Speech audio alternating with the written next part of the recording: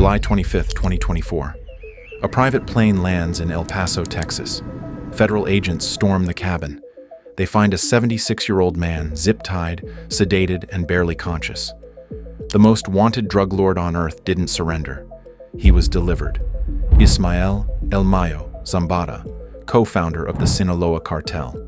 For 50 years, he evaded the DEA, FBI, CIA, and Mexican military combined. Never spent a single day in custody. His partners got captured and his rivals got killed. El Mayo just kept winning. But here's what breaks every rule. The man who caught him wasn't a federal agent or rival kingpin. It was his own godson, Joaquín Guzmán López, son of El Chapo. A kid Mayo bounced on his knee, taught the business, and protected like blood. Joaquín called about family matters. Mayo climbed aboard without a second thought. He woke up in American handcuffs. The son of his closest ally just traded a 76-year-old godfather for his own freedom. 50 years of survival, billions moved, governments bribed, all undone by a familiar face and a glass of drugged tequila. How did the untouchable miss the threat he never prepared for? And what made his godson willing to betray blood? Ismael El Mayo Zambada moved through the Mexican underworld like smoke. While other kingpins lived loud and died young, he perfected the art of vanishing. Pablo Escobar, shot dead on a Medellin rooftop. The Arellano Felix brothers, one gunned down, others buried in supermax cells. Even Joaquín El Chapo Guzmán, El Mayo's own partner, ended up shackled for life in ADX Florence. Yet El Mayo remained free, watching rivals fall one by one, decade after decade. This was not luck. It was method. El Mayo operated under a survival protocol so rigorous it bordered on clinical paranoia. No phones, not a single recorded phone call of his voice exists in any intelligence database. He knew even 90 seconds on a cell signal could triangulate his position, so he communicated face-to-face, in whispers, or not at all. In cartel meetings, he sometimes sat silent for hours, then stepped outside to pass orders privately.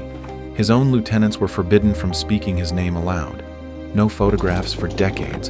Authorities worked from a single grainy image taken in the 1990s. He avoided cameras, social media, any system that could timestamp his location. His lifestyle inverted every narco cliché. While El Chapo flaunted diamond-encrusted pistols and orchestrated dramatic prison escapes, El Mayo lived like a mountain hermit. No Instagram posts, no Lamborghini convoys. Instead, rotating safe houses in the Sierra Madre, never staying longer than a few weeks. He moved through a network of ranches and hideouts known only to a handful of trusted men. One DEA agent marveled that El Mayo spent his entire adult life as a major international drug trafficker, yet never spent a single day in jail. Unprecedented. A ghost running a criminal empire. And what an empire. As co-founder and logistics architect of the Sinaloa cartel, El Mayo oversaw an operation of corporate complexity. Cocaine from Colombian jungles, heroin from Mexican poppy fields, methamphetamine and fentanyl from clandestine labs, distribution networks spanning every major American city. By the 2000s, he and El Chapo commanded the world's most powerful criminal syndicate, employing thousands, corrupting entire state governments, allegedly bribing officials at the highest levels of Mexican politics. A $15 million bounty sat on his head, and he slept soundly, confident half the people hunting him were on his payroll. El Mayo's secret was simple: patience over glory. He understood that the drug trade rewards survival, not machismo. Let others chase fame. He chased longevity. El Chapo built tunnels and gave TV interviews, becoming a folk hero and a target. El Mayo built relationships and kept his head down. He cultivated loyalty through favors and family bonds, not just fear. And when partners attracted too much heat, he quietly distanced himself. He once told a journalist, "No tombstones for me," a dry declaration that he intended to die free, not in a cell, not in a hail of bullets. By 2016, El Mayo had outlived or outmaneuvered every rival. He was the last legend standing, but he had one vulnerability he could never erase. To run an empire, you need people. allies, partners, and partners require trust. 2016, El Chapo is captured for the third and final time. January 2017, he lands in American custody, extradited in chains. El Mayo's closest partner, the flashy half of their 40-year alliance, vanishes into ADX Florence forever. The ghost now stands alone atop the empire. And waiting in the wings are El Chapo's sons, a new generation about to step from their father's shadow. What kind of men were they? And why would their rise terrify a man who feared nothing? January 2017. El Chapo faces a U.S. judge for the last time. Back in Mexico, the Sinaloa cartel confronts a succession crisis. The answer arrives immediately. Los Chapitos, the four Guzmán brothers, Ivan, Jesus Alfredo, Ovidio, and Joaquín Jr., announce themselves as their father's heirs. Ages ranging from mid-20s to late 30s, eager, entitled, dangerous. At first, rivals sneered. These were narco princelings who spent more time posting pet tigers and gold-plated AK-47s on Instagram than learning the trade. They embraced every flashy excess El Mayo had spent a lifetime avoiding. In the mountains of Sinaloa, old-school capos rolled their eyes. El Mayo, now in his 70s, watched with contempt and dread. These juniors inherited $500 million empire overnight and treated it like a video game. But the Chapitos were not merely spoiled heirs. They were ruthless. Their father's arrest made them targets, so they escalated the one business El Mayo most feared: fentanyl. The brothers dove headlong into manufacturing the synthetic opioid killing 70,000 Americans annually. Fentanyl brought massive profits and massive heat. By 2019, U.S. officials branded the Chapitos as the face of America's deadliest drug crisis. Washington's response was ferocious. Indictments rained down. The DEA raised bounties on two brothers to $10 million each. Overnight, these young heirs sat atop America's most wanted list. El Mayo recognized the pattern. This was exactly what he had avoided his entire career: high-profile operations that made you priority one for the Americans. The Chapitos, in his view, were steering the cartel toward a storm.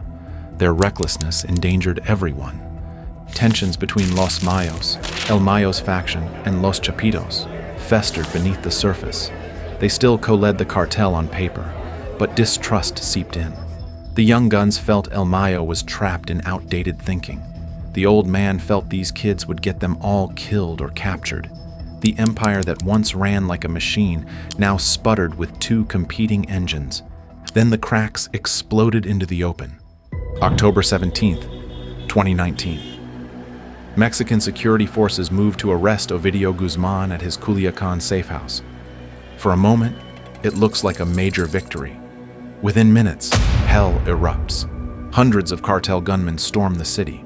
They blockade streets with burning vehicles. They spring prisoners from local jails. They unleash .50 caliber machine guns and RPGs, transforming a peaceful Thursday afternoon into urban warfare.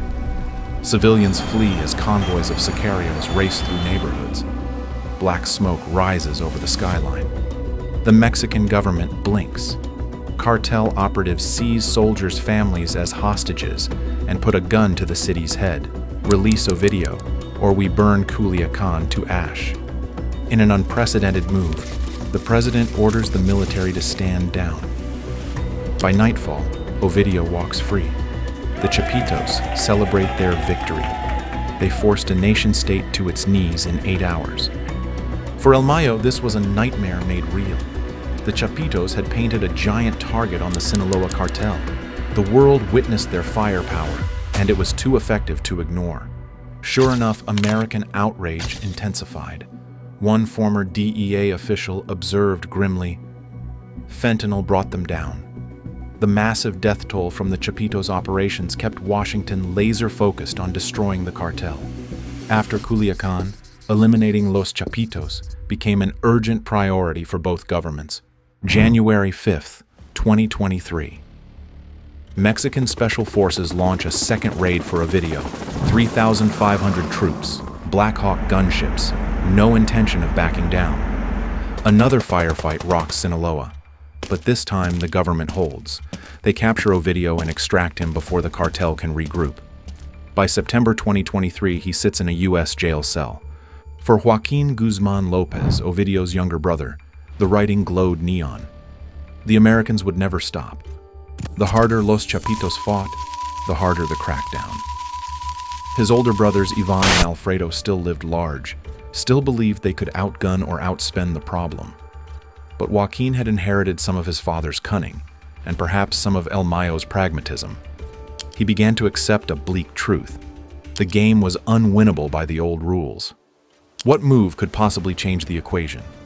What card did Joaquín hold that no one expected him to play? Early 2024. Joaquín Guzmán López, 38 years old, heir to an empire under siege. He was the quietest Chapito, often overshadowed by his more flamboyant brothers. But in that silence, his mind raced. His father rotted in a Colorado supermax, never to emerge. His brother Ovidio faced life in a Chicago cell. His brothers Ivan and Alfredo remained free but hunted, bounties on their heads, indictments unsealed, every narco hunter in the hemisphere gunning for them. His supposed ally El Mayo led a rival faction, trust between them thinned by the month. If push came to shove, Los Mayos might turn on Los Chapitos rather than be dragged down with them. And the U.S. government waited patiently, throwing everything at Sinaloa: undercover agents, informants, surveillance drones, extradition requests. The full weight of two nations' law enforcement pressed down. Joaquín projected the scenario forward. How does this story end if I do nothing? He had seen the movie before. It ended with a jail cell or a grave. Maybe not today, maybe not next year, but inevitably. The Americans would never ease pressure, not with fentanyl killing tens of thousands annually. Rival cartels like CJNG smelled blood and encroached on Sinaloa territory. Even if he avoided arrest, he might be killed by some internal power play. Every path playing by the old rules led to checkmate. So he searched for a third option, a move so unconventional it would upend the chessboard entirely. What if, instead of waiting to be hunted, he flipped the script? What if he used his leverage, the one card he held, to cut a deal? That card was Mayo Zambada himself. Delivering El Mayo to U.S. authorities would be like handing them Osama bin Laden alive, the ultimate prize. And if Joaquín could be the one to offer that prize, several things happened at once. His primary rival vanished. Los Mayos would be leaderless, and the Chapitos could potentially absorb or neutralize them. He would gain massive leverage with the Americans, enough to negotiate a plea deal for himself, possibly leniency for Ovidio, perhaps eventually freedom. By surrendering, he would remove himself from the assassination target list. A U.S. prison cell might actually be safer than Sinaloa's cartel cauldron. Cold calculation, ruthless logic. But from Joaquín's position, loyalty was a luxury he could no longer afford. The world dealt him a losing hand. He would reshuffle the deck entirely. First step, contact the Americans. Through intermediaries, likely lawyers, Joaquín quietly signaled he was willing to talk. At first, agents were skeptical. They had heard surrender offers before that fizzled. Then came the bombshell. Joaquín offered to deliver El Mayo personally. One U.S. official later called El Mayo the cherry on top. It wasn't expected at all. The Americans bit. Months of secret back-channel negotiations followed. Rough terms emerged. Joaquín surrenders and delivers El Mayo on a silver platter. In return, he expects reduced charges, no life sentence, possibly witness protection. The hardest part remained: how to get El Mayo to drop his guard. This was a man who trusted almost no one, but Joaquín sat inside that inner circle. He was practically family, El Mayo's godson, a friend of his father since the 1980s. If anyone could lure El Mayo into the open, it was a Guzmán son. Joaquín crafted the bait carefully. He reached out through channels with a friendly request, a business proposal, a potential real estate investment, something routine. He suggested meeting face-to-face, no phones, exactly how the cautious El Mayo preferred to operate. For El Mayo, There was little reason to refuse. He had known Joaquín since the kid was in diapers. This was his compadre's son, practically family. Besides, El Mayo had been trying to stabilize the cartel after Ovidio's capture. Perhaps Joaquín wanted guidance or strategy, so El Mayo agreed. Late July 2024. A nondescript house outside Culiacán. Minimal security, low profile. The most paranoid criminal on earth walked open-eyed into a trap, because even his paranoia had one blind spot: trust. What exactly happened inside that house?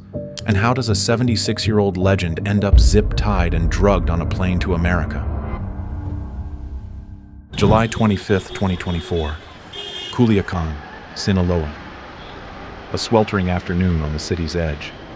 The meeting spot was a one-story ranch house with peeling paint and an empty dirt lot. By design, it looked abandoned. Inside, fruit and bottled water sat on a table, as if for a cordial business chat. In the next room, 6 armed men in military-style fatigues waited, handpicked by Joaquín. One job: do not let El Mayo leave. Joaquín arrived first, accompanied by a few loyal gunmen. He paced the living room, glancing at his watch. Adrenaline coursed through him as he rehearsed the plan one final time. American agents waited across the border, prepped to receive a package. The pilot stood ready. Everything came down to the next few minutes, the most dangerous of Joaquín's life. If El Mayo sensed betrayal, bullets would fly, and this house would become a coffin. Dust kicked up outside. The convoy approached. El Mayo never traveled in large entourages. 2 SUVs rolled up quietly. Bodyguards hopped out first, scanned the area, hands on rifles. Seeing nothing amiss, they nodded. El Mayo emerged from the second vehicle, 76 years old, white hair, weathered face. He adjusted his hat and walked toward the door, cautious but unafraid. To him, this was just another discreet meeting. Inside, Joaquín greeted him warmly. Handshake, embrace. If El Mayo had any doubts, they melted in that moment. He looked genuinely relieved to focus on business matters with someone he trusted. Small talk ensued. Family, absent friends, the latest rumors. Almost boringly normal. Then Joaquín steered the conversation. Let me show you something in the other room, the property blueprints. He stood and motioned toward a dim adjoining doorway. El Mayo did not hesitate. This was his godson, after all. He rose and walked in first. Chaos ignited. 6 men burst from the shadows and slammed the 76-year-old to the ground. A knee pressed into his back, arms wrenched behind him. Zip ties cinched his wrists. Another bound his legs. A black hood yanked over his head. Outside, his bodyguards heard the commotion and rushed for the door. Suppressed gunfire dropped them in the doorway. The ambush was total. El Mayo, legendary mastermind, lay hog-tied on a dirty floor, gasping through the bag. He could hear Joaquín's voice, calm and commanding. This was not a government raid. This was betrayal from inside his guard. They hauled him up like cargo. At 76, he was no match for men in their prime. 2 grabbed his arms. A third carried his bound legs. They rushed him out the back, shoved him into a pickup bed, covered him with a tarp. Joaquín hopped into the cabin. The convoy peeled out. The snatch operation had taken 90 seconds. The truck sped toward a private airstrip. A twin-engine Beechcraft King Air sat ready on the tarmac. No formal flight plan. An illegal flight across the border, relying on low altitude and luck. They bundled El Mayo up the steps and strapped him to a seat. He thrashed through the hood, but a heavy hand pinned him down. Someone produced a spiked drink, laced with a fast-acting sedative. Joaquín coaxed him. Take a sip. You'll feel better. El Mayo swallowed. Within minutes, his head drooped. The King Air lifted off, skimming the Sierra Madre, crossing the international line. U.S. authorities had been tipped. The package was in the air. FBI and Homeland Security agents scrambled to Santa Teresa Airport, just outside El Paso. They arrived barely in time. One airport worker recalled seeing the plane descend that hot Thursday afternoon. Federal agents already waiting on the runway. The tires screeched on tarmac. Armed agents swarmed the aircraft. Joaquín appeared at the top of the steps, hands raised, surrendering voluntarily. Agents rushed inside and found the second passenger. Slumped, woozy, the white whale of the DEA delivered gift-wrapped. They dragged El Mayo off the plane in cuffs. The news flashed across the world within hours. The impossible had occurred.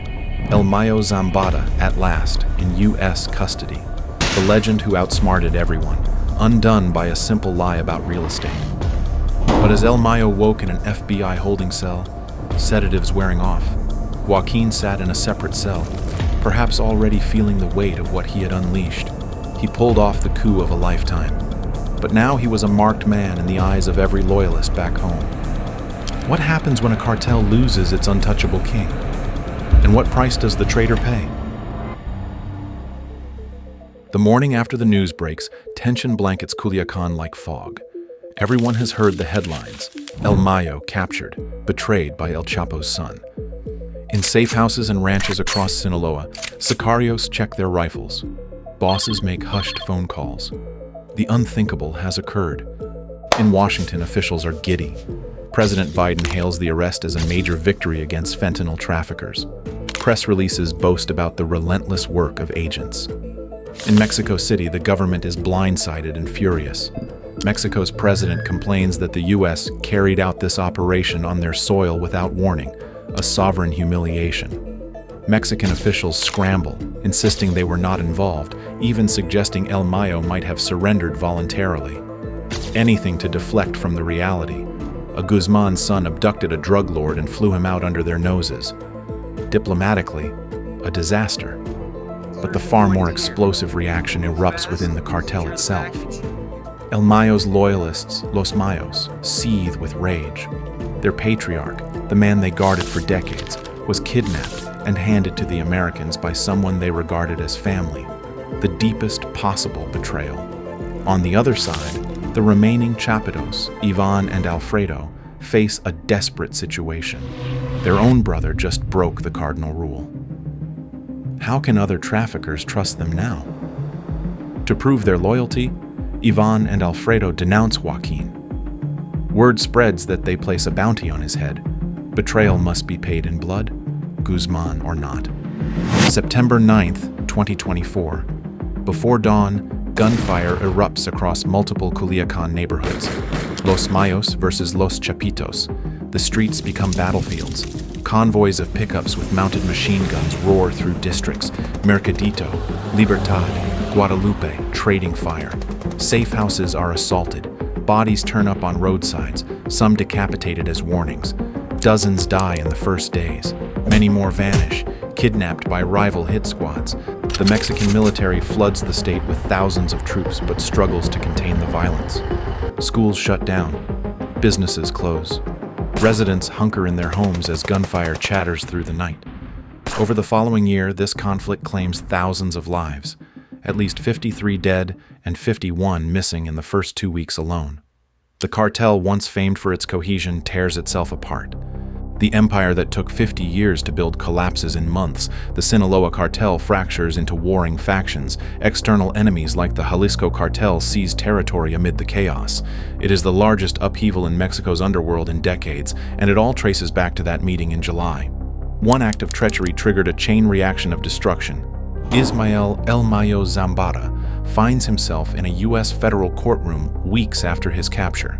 September 2024, he is arraigned in El Paso, shuffled in wearing a wheelchair, headphones for translation. He pleads not guilty at first, but reality sets in. The evidence is overwhelming. Several of his children already sit in American prisons. In August 2025, facing the certainty of dying behind bars, El Mayo pleads guilty. At 77, he tells a Brooklyn judge about the life he led since the 1960s, smuggling tons of narcotics, bribing officials, ordering killings during cartel wars. A surreal moment. The most powerful drug lord of modern times admitting his crimes in open court. The judge asks if he understands this means spending the rest of his life in prison. El Mayo nods. Yes. The man who swore he would never see the inside of a cell will now know nothing else. In his plea statement, he expresses a fragment of remorse. I recognize the great harm illegal drugs have done.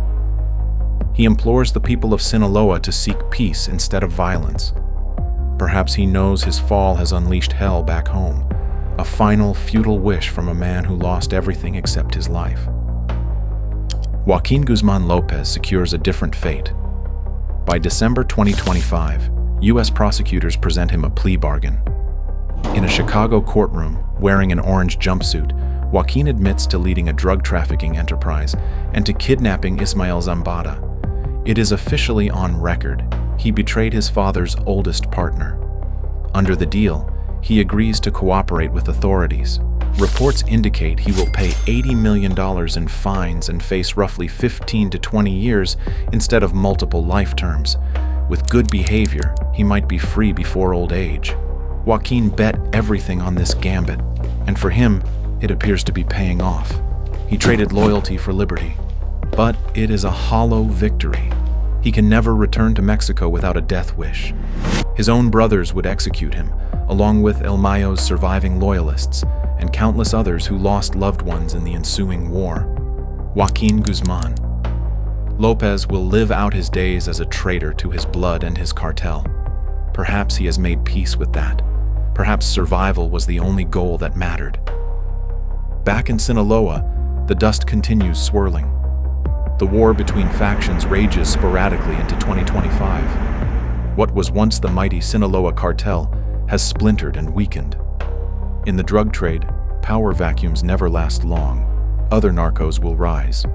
But the chapter dominated by the Mayo Chapo alliance has definitively closed, ended not with either man outsmarting the government, but with one being handed over by the other's son. El Mayo's downfall was not a failure of his cunning. His systems kept him safe for half a century. His downfall was the unavoidable cost of being human. To build an empire, he needed loyalty. To earn loyalty, he needed trust, and trust is vulnerability. It was the one crack in his armor that no amount of bribery, violence, or paranoia could seal without isolating himself entirely. He let one person inside his guard. That was all it took. Ismael El Mayo Zambada spent 50 years outsmarting everyone, lawmen, rivals, even fate. But in the end, he was outsmarted by the very thing that made his success possible: trust. The one thing power cannot protect you from. He walked into a room because family does not betray family. He was wrong. 50 years of invincibility, undone by one phone call. The man who anticipated every trap fell into the only one he never saw coming. If you want to see another story about a criminal who thought he was untouchable, until one mistake brought everything crashing down, check out our video on the Lazarus Group, the hackers who stole billions and almost got away